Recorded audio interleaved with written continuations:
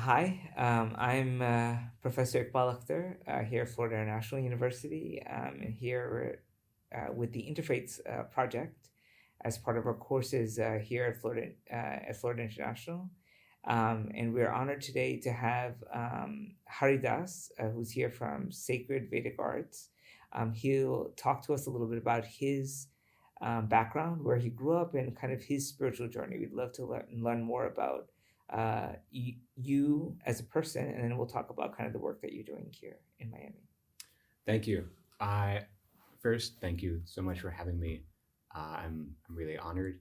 I'm the secretary for the Sacred Vedic Arts Temple, and we're actually a pretty small independent temple. We've now been in existence for 4 years, and we mostly focus on the arts aspect of our practice.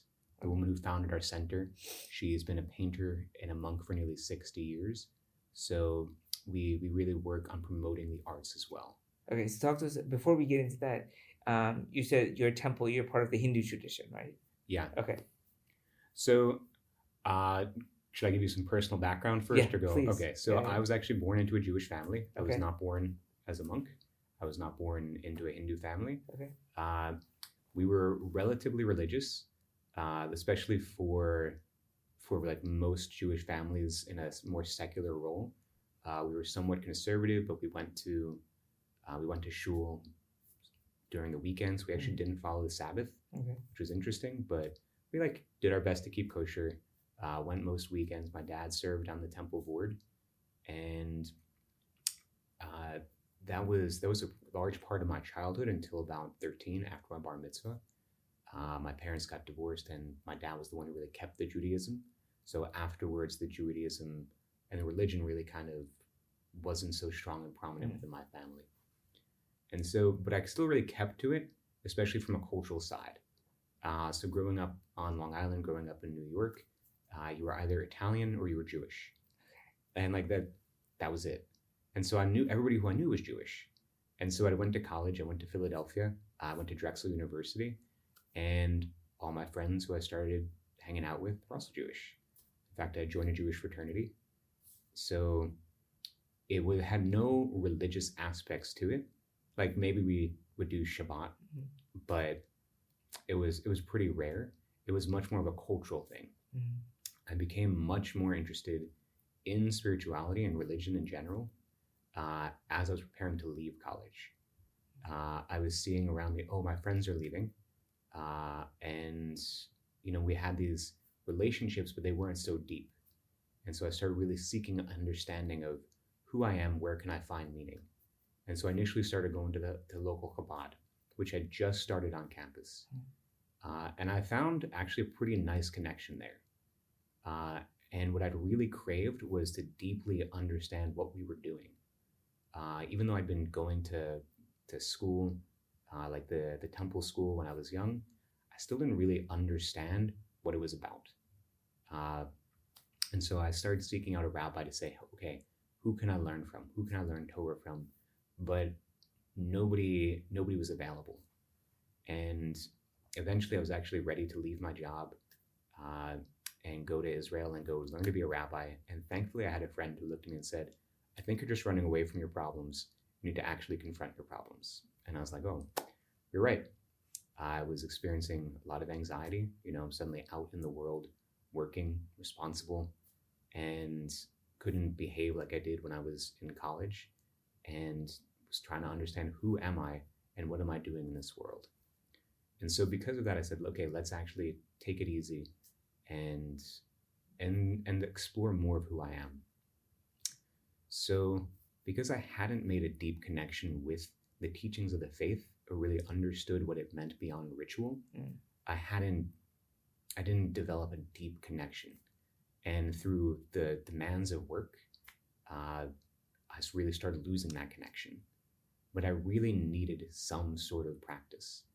I had a lot of anxiety, I had a lot of stress. I was also depressed since I was young, so I really needed something. And from there, I started practicing yoga. And I actually became very atheist because the yoga practice was really about the body, really about just deep, deep, deep meditation. And also looking around at the world, I could see there were so many problems in the world, but nothing was really resolving. And to me, religion was ritual, at best ritual. And then there was a lot of negative connotations, especially in the media in those days, and probably still pretty prevalent today. Now it's been 4 years as a monk, so I'm pretty far from the media. And so as I started doing this yoga practice, I reached pretty deep states of meditation, and I'd actually really thought that was the thing for me. I was really thought okay, I'm just going to do this yoga practice, do deeper meditation until death. I didn't even really think that death was a thing that could happen. But then one day I just suddenly started having these thoughts of, I need something more. And at the same exact time, a friend of mine in Philadelphia was starting a yoga studio specifically for Bhagavad Gita and Kirtan. And I said, okay, I'm going to go check that out. And the first Kirtan really, which is singing and chanting, especially the Hare Krishna mantra, and as a group, it really just struck me in the heart.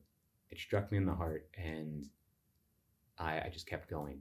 Something about it was just so perfectly aligned with everything also who I was, what I'd wanted from life, and I really connected, especially even the way it was packaged. The person who was doing the kirtan was this ex-punk rocker, and I loved punk rock. I loved all of it. And so it was just so perfect. And we formed a little kirtan group. So we would just go to this yoga studio once a week. We would sing, we would chant, and it was a lot of fun. So we'd all experiment. Most of us had no idea what we were doing, playing instruments. It was incredibly DIY, but we laughed, we joked. It was fun, and the community really came together around it. Additionally, we studied Bhagavad Gita, but at this point, I was still pretty standoffish to any concept of God. In fact, when I first started reading it, I remember I just thought, God, what is this? What year is this? Who's here looking at me and saying, this is the way, this is the way, this is the way? So this isn't for me, okay. But I still liked the singing and chanting so much. I would do it at home. I would go to our group, and that became my spiritual practice. Then around 2016 was a major change. It really called everything into question for my life, especially what's happening in the world and what part do I have to play in it. And it felt like I couldn't really, that I didn't know what my part was, and I didn't have power within that. So I really started exploring more and more who I was. I started traveling to Asia more. My friend and I would get motorcycles and just travel. We took a lot of risks, and I also started chanting a lot more. And I actually ended up leaving my job after 7 years and after continuous steady promotion to go to India. I thought I could teach yoga. I'd been practicing for a while, I'd been teaching for a while. Okay, I can always rely on this if I need to make money. And I had mostly went to religious places. I wasn't really intentionally religious. In fact, I laugh now because I didn't know any of the culturally religious things, but I just happened to be going to the religious sites and staying there.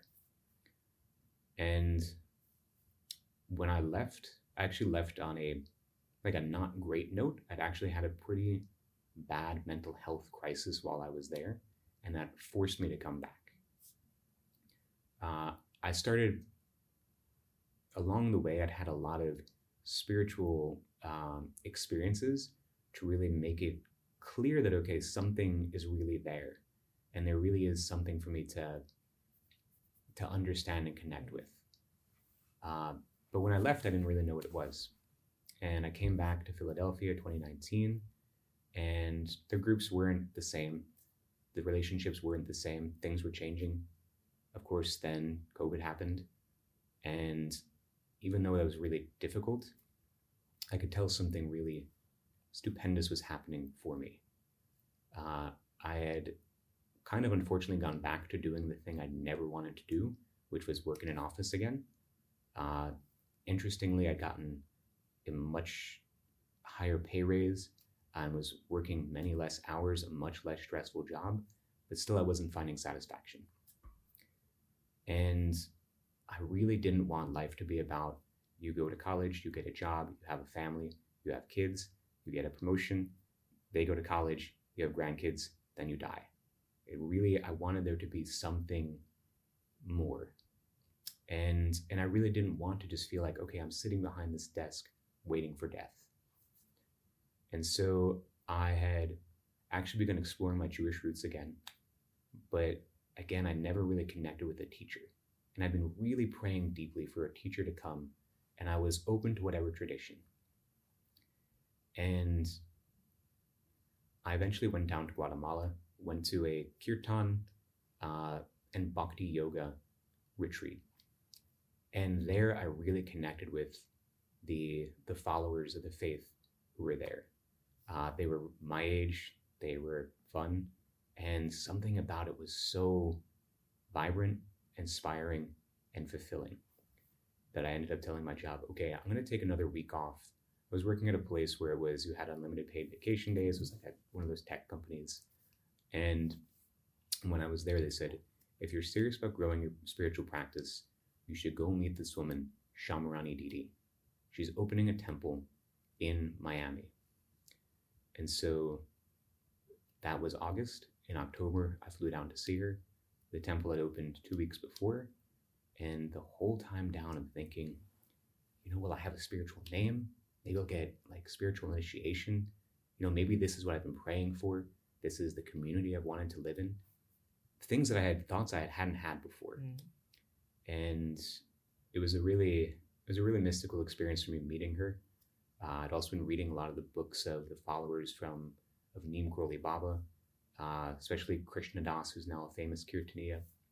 I was inspired by how when he had met his guru, he was able to give up everything and just go and be with them.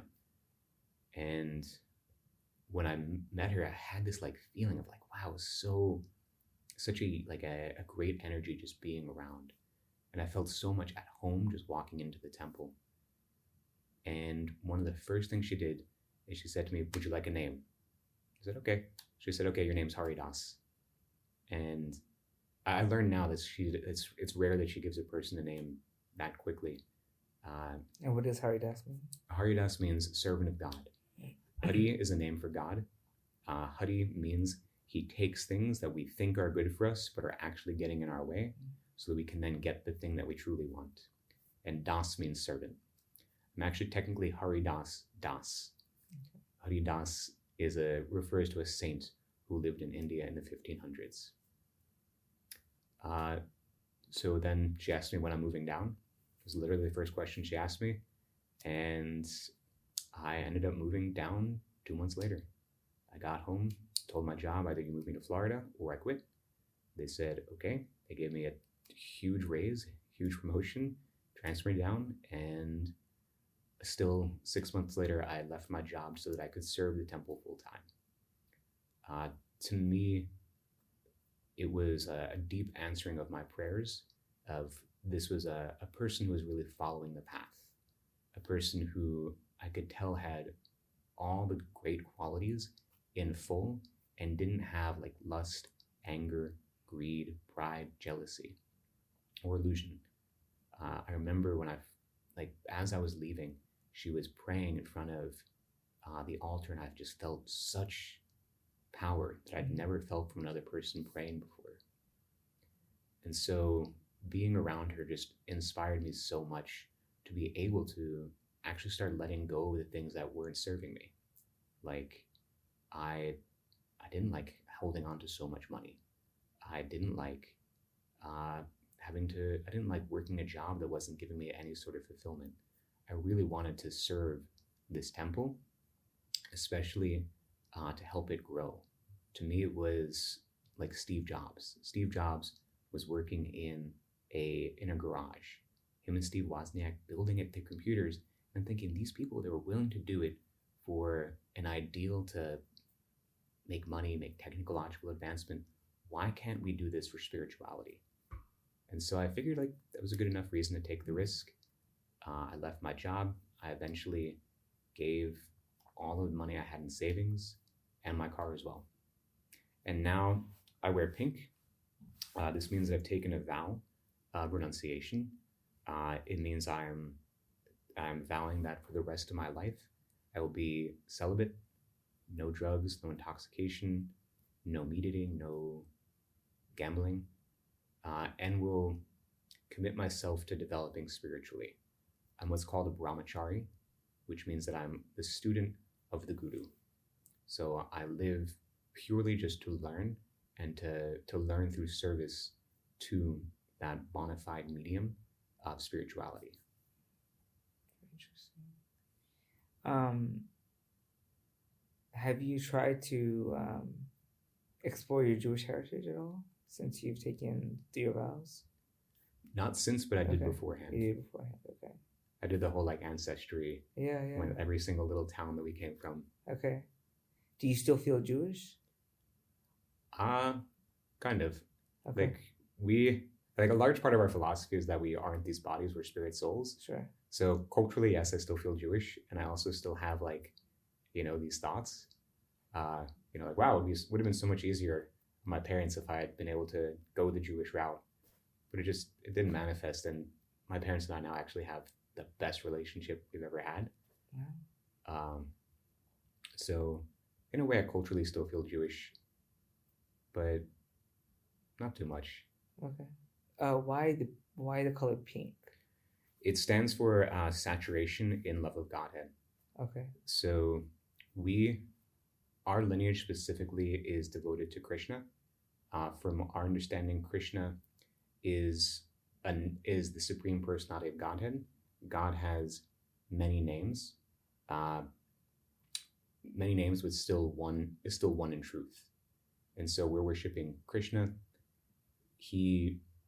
Krishna is like God when he's on his day off, or when he goes back to his family. He isn't necessarily a CEO. He still has all the capacity, but he's actually with his friends and family. And so his most dear beloved is Radha. And so this color has to do with Radha and her love for him. Okay. I know you have an interest in interfaith dialogue and sort of connecting across religious traditions. Talk to us a little bit about that interest and sort of how that. I know you talked a little bit about your background, but what is your community's interest and sort of connection with other religious traditions?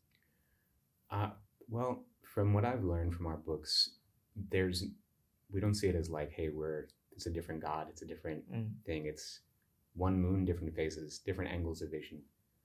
He appears in different time, places, and circumstances for people in order to grow in the way that's most fit for their heart. And so to me, it's where we're in the same family, we're striving towards the same goal.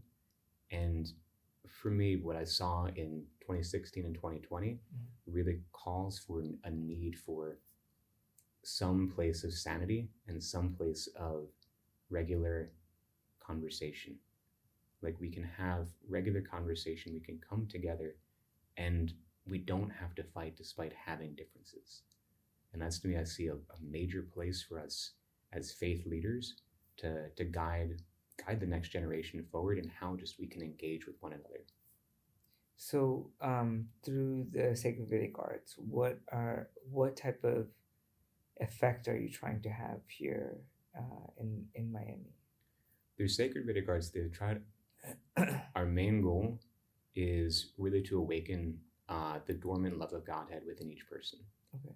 Not to convert into like say now you're part of our faith, but to kind of be a space and be a container and be a vehicle for one to have their natural propensity for love arise.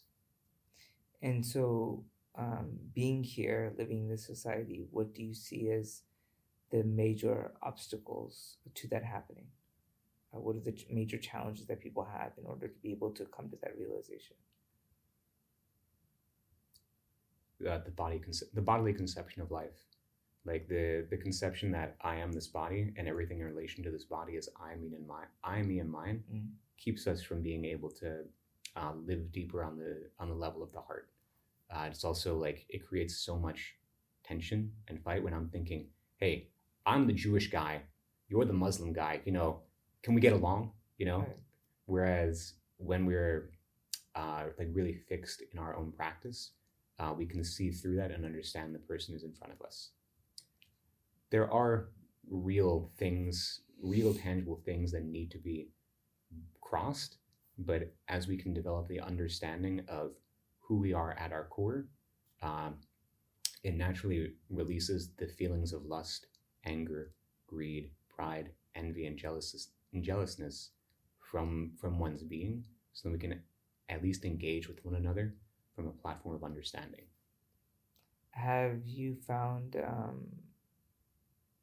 resistance to that message here as you kind of have tried to engage with other people in Miami? Honestly, I don't think we've put the message forward enough. Okay. We're so grassroots. Okay. Like we're just now getting like, hey, we're settled as a temple. Okay, we can do it. Okay. Versus we're just getting into how do we develop our messaging, how to develop our programming, how do we best reach people. Okay. Wonderful. I mean, when you were doing your, when you were kind of doing your spiritual search, did you look into any other religious traditions aside from these versions of like either Judaism or sort of Hinduism? I mean, like Buddhism or other faith traditions either? Little bits into Okay. Buddhism, like especially like Tibetan Buddhism seemed pretty cool. Sure. It was fun to read. I didn't totally get the Tibetan Book of the Dead. Okay. From what I understand, it's kind of book of prayers. Right. I did a little bit with like South American shamanism because that was like the cool thing to do. Sure. But I didn't get such a deep understanding. Mm-hmm. Mm-hmm. So, I mean, do you feel that do you think that this is your final phase of spirituality, or do you think that there might be another phase that comes after this? I hope so. I mean, I did take the vow for like lifetime. Okay. So sure. I'm hopeful. What I like also about our philosophy, about our practice, is that there's like a spiritual science to it. There's progressive stages to it. Sure. And that thankfully it isn't like a closed box of like, you must do this. Right. But it's like, hey, if you do this, this is what you should expect. Right. Yeah, because even within Judaism, I know there's like Kabbalah and there's some other sort of mystical sort of sciences as well, spiritual sciences. But I don't know much about it, to be honest with you. But that's something that I saw. Because I was recently, I had taken a trip to Israel, and sort of it was very interesting to see kind of like the diversity of religious experiences there. It was really mind-boggling, honestly, like the variations of Judaism that exist. And that's been very interesting, also doing this sort of interfaith dialogue. So we have this Interfaiths Project between Muslim and Jewish students here on campus after October 7th and trying to create new connections, I think. And one of the things that we're trying to do with the students is trying to get them to connect with each other on their lived reality and spiritual practice. So what does it mean to be a person of faith living in a secular society? What are the challenges that you have, vis-a-vis the majority, things like that. And those are also ways to be able to find commonalities rather than getting right into the heart of the political situation, which tends to be very, very divisive and very challenging. So I think, that's kind of one of the things that we're trying to, that's one part of it. The other part is trying to work with communities. So trying to have communities or so groups of people connect with each other, and kind of having a long-term relationship with each other as a way of being able to affect change and sort of openness to other religious traditions. I think one of the things that's remarkable about Hinduism also is that it's as a religious tradition.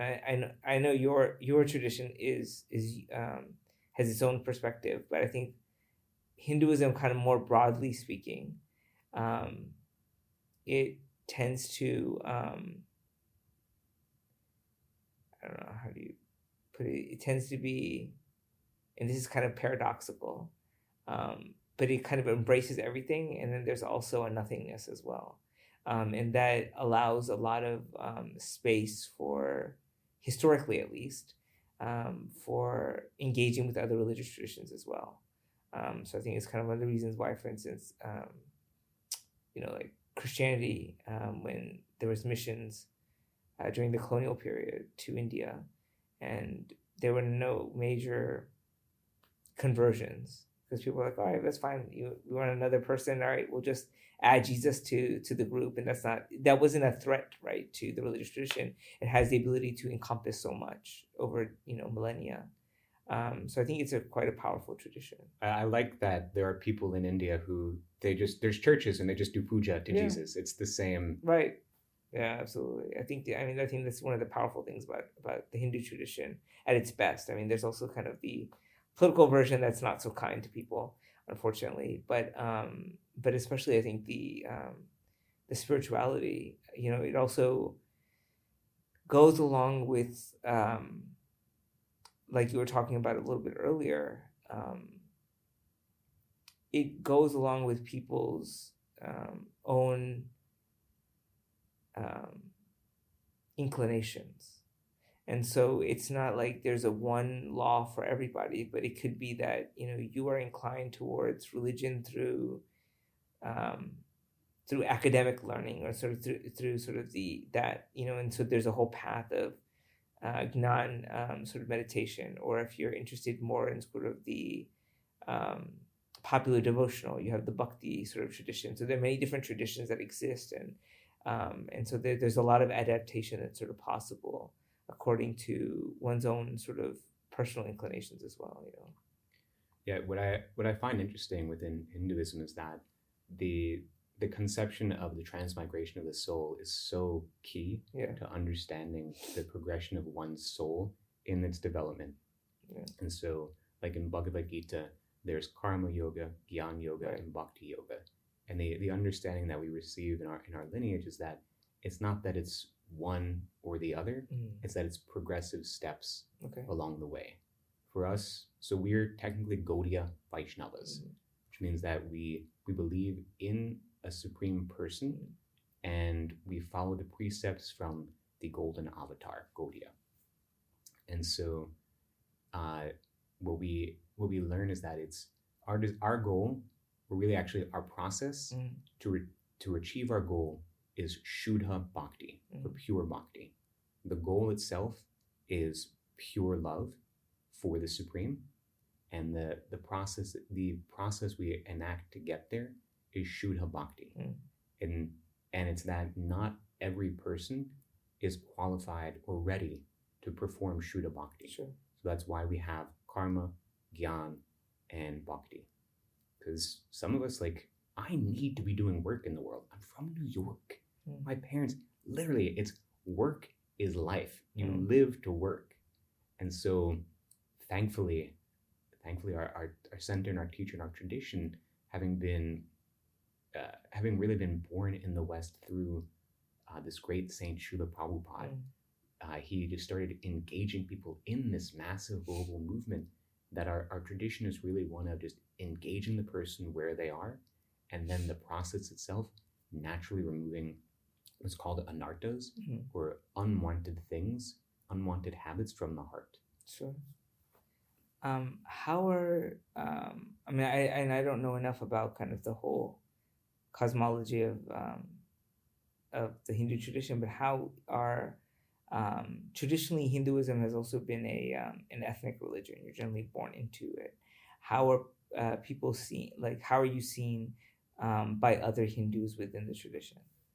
We're actually really good friends with the more traditional Hindus. Okay. Within our group, the Gaudiya Vaishnavas are actually probably now predominantly Indian. Yeah.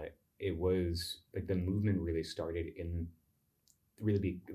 burst open, that is, in the West in the 1960s. So there are a lot of Westerners. They actually really well then mixed with the Indians in India, and then the movement bursted in India as well. So at this point, there's more ethnically Indian folks who are Gaudiya Vaishnavas, And what I'm finding here is actually they still actually really respect me as though I'm like a renunciate within the order. And what I appreciate about Hinduism as I'm learning is that even though I'm a Gaudiya Vaishnava, whereas they might be a Shaivite, it's still an understanding of like, wow, you are a sadhu, you are Right. devoting yourself to God. Yeah, that's very it's very interesting to see. So is your movement the same as the Hare Krishna movement? I mean, Yeah. that it is, right? So it's like a part of that larger movement. We're a same branch, Yeah. different branch, same tree. Okay. All right. Okay. What is the ultimate vision for the world from your tradition? So I know, like, for instance, like the Buddhist tradition would be, you would have like, the at least from the Mahayana tradition, you have kind of Avalokiteshvara as kind of one of the bodhisattvas, and this idea is that ultimately we aim towards the liberation of all beings, right? What is the ultimate aim in your tradition? Your hope for humanity. Our hope for humanity is a return to God consciousness, not necessarily to like our path. Right. What we understand is that we're in something called the Kali Yuga. So the last age, yeah. Yeah, and it's a cycle. It's the age of quarrel and hypocrisy. Right. We just started. It lasts another 427,000 years. The idea is also that the world ends and then it begins again. Yeah. Right. Yeah. We also our faith as Gaudiyas, we happen to believe that this is actually the Danya Kali.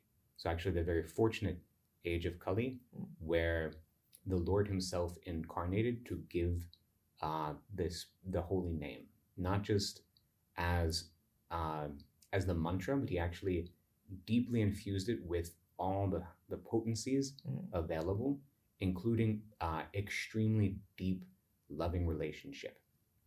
So, in all Kali Yugas, the process for deliverance of one's soul, of transcending the material platform, is the chanting of the holy name. Okay. But chanting the holy name doesn't necessarily always have the potency and the devotional sentiment, devotional mood in it. This age of Kali happens to be a special one for that. Okay. It only happens once every, I believe it's 8.6 million years. Yeah, it's once every 8.6 million years. And so our vision is that every person will be, and our understanding is that because of his appearance, at some point within this age of Kali, everybody will be just naturally awakening to their love of God. Okay. In your tradition, then also, is there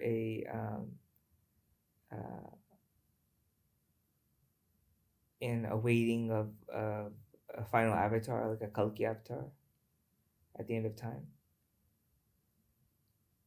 For us Gaudiyas, no. Like we actually, I don't know if we actually think Kalki is or isn't coming in this Kali Yuga because of the appearance of Lord Chaitanya, the Golden Avatar. Okay. But typically in a typical Kali Yuga, the understanding is at the end, Kalki comes and obliterates. Right. But from my understanding, that's not supposed to happen in this age of Kali. I'm pretty far from like the that levels of knowing. Sure. We're also like, we're very focused on one point of devotion. Okay. Because that's, yeah. Okay. So, all right. like we know, I know, but I also, like, at least I have some sort of intellectual understanding, but like actual knowledge, like that's a bit beyond me. Yeah, no problem. And what do you hope to kind of do in the next few years with regards to this temple and kind of interfaith work more generally? Well, with this temple, I hope to do a lot more promotion of Dee Dee's artwork. Okay. We did the first exhibition of hers ever. It's been 60 years. She's literally like extremely renowned. Mm. And it's the first time she ever did a gallery exhibition. So really amazing exhibition. We want to do it more often. We also want to expand into modern experiences like immersive art experiences. That is a pretty large goal. And then as far as interfaith work goes, I'd like to see more connection with students on an emotional level. You and I are planning this panel, and what I see is if it goes well and continues to grow, is that we do more and are able to talk more on personal experience. For example, when I talk to students, they talk about the importance of death and how death has affected their lives. And my thinking is, how great would it be for people of in the cloth to be able to speak about how death shaped their lives? Right. Not about, this is what I believe about death, that's what he believes about death, but like, how have I personally been affected? Yeah, death is a shared experience, absolutely. And it's a very, I think it's one of the things that American culture tends to be very uncomfortable with. But it's something that it's very grounding, I think, to the human experience. So yeah, I think that's birth, death, these things are very, very powerful ways of connecting us across traditions. Yeah, absolutely. Wonderful. Well, thank you so much, Haridas Das, for your time and for coming on our series. And we look forward to working with you on the projects in the future.